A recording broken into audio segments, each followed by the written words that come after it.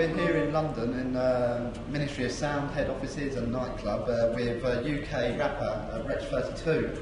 First of all, Wretch, how did the name come about? Wretch is something that everyone used to call me growing up. I was kind of naughty, so everyone would say, "Oh, you're a little Wretch." 32, they're just my lucky numbers, so I thought it would be interesting to have numbers at the end of my name, basically. So I thought it would cool. And the numbers are quite lucky at the moment because you've had your first two singles have been number 5 and number 2 in the charts. Yeah, of course, 5 and 3 and 2, and yeah, so yeah, it kind of always plays out a bit. And hopefully with your new single that we've just heard, hopefully that could go one better than number 2 and hit the number 1 spot. I hope so. Then that'll be 3 minus 2. And of course, you used to sell your mixtapes in the market in Seven Sisters. Yeah. And so does it feel even better that you've gone from selling your mixtapes in the market to getting quite so high up in the charts? Yeah, of course. I still want my mixtapes in the market, though. No, I'm joking.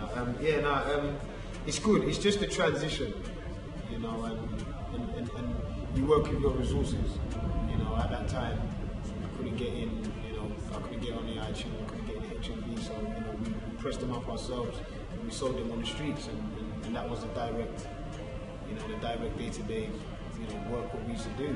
And it was cool. It was cool. But I still think it's important to have mixtapes in the shops and stuff. Although it's gone a lot more digital now, no one really sells mixtapes. They kind of just give them out. So that's why I might not have something in the market anymore. But I still think it's important. You got to work from the floor to ceiling. That way, there's no gaps. And I understand your dad was a reggae DJ as well. Yeah. Was music a massive influence in your life when you were growing up in the household? Yeah, 100%. I just remember that, you know, whenever anything bad was happening, when the music was on, it was cool. Like, even if everyone was arguing, the music was up loud. You couldn't really hear anything, you know, and it was all good. So music kind of takes me away from reality, although it is my reality, if that makes any sense. And going on to sport now, we've already mentioned you're from Tottenham, but you support Arsenal. How did that happen? Yeah, basically when I was young, I was fascinated with Ian Wright. So Ian Wright could have played for New Zealand, then that's who I'd have supported. Do you know what I mean? I wanted to be Ian Wright. I wasn't a good striker, if I'm honest, but yeah, so that's how that came about. And then, yeah, you know, the squad used to be a sick team. It's still a sick team, you know, but... Did you say Houston? Yeah, I did, but I didn't even actually need to say Houston. They're a sick team, innit? But I ain't really watched football as much as I used to, you know. I saw a picture of Fabregas kissing the badge, which, you know, for Barcelona, of course. And, yeah, that's the last memory of Arsenal I have. As mentioned, some of the rappers from Tottenham, the Tottenham area, do you ever, on the road, do you ever have a kickabout on the... Yeah, you know, we done Soccer 6. Tinchy Strider was on my team, Chipmunk was on my team. The Week, SEN, J2K from OD, Target from 1 Extra.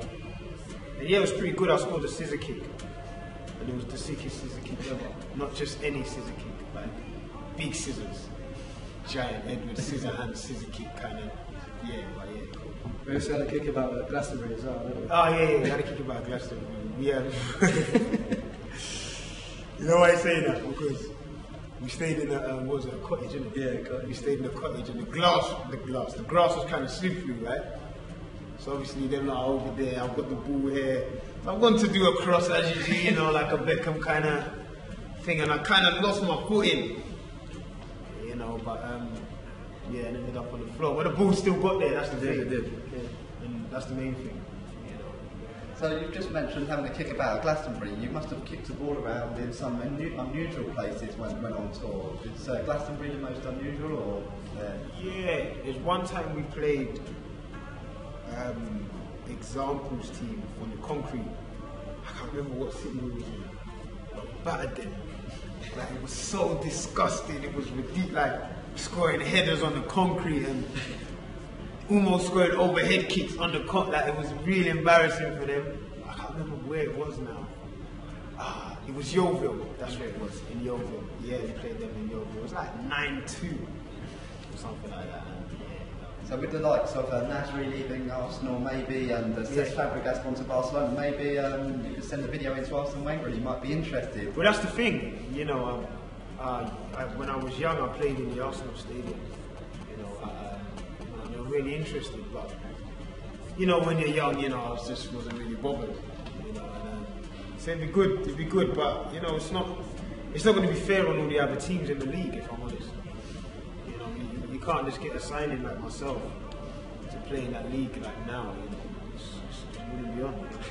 Going back onto music, did you just want to talk about the song and where else you played apart from Glastonbury? And where have we done? Done a lot, right? Yeah, we played. A big highlight for me was Wembley Arena. I think that was. Yeah, I forgot about that one. That was amazing. Yeah, no, Wembley was good. That was a good one, wasn't it? A Beef and Rocks was good. Yeah, that's right. That's funny because it was like that was one of the first.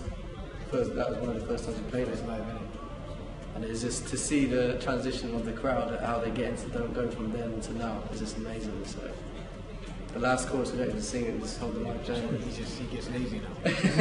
And also you've got the new album coming out on the 20th. Yeah. I'm looking forward to the album coming out and a few more singles hitting the charts as well. I'm really intrigued about seeing how people are going to find the album. You know, it took quite a while to make. And I'm really excited.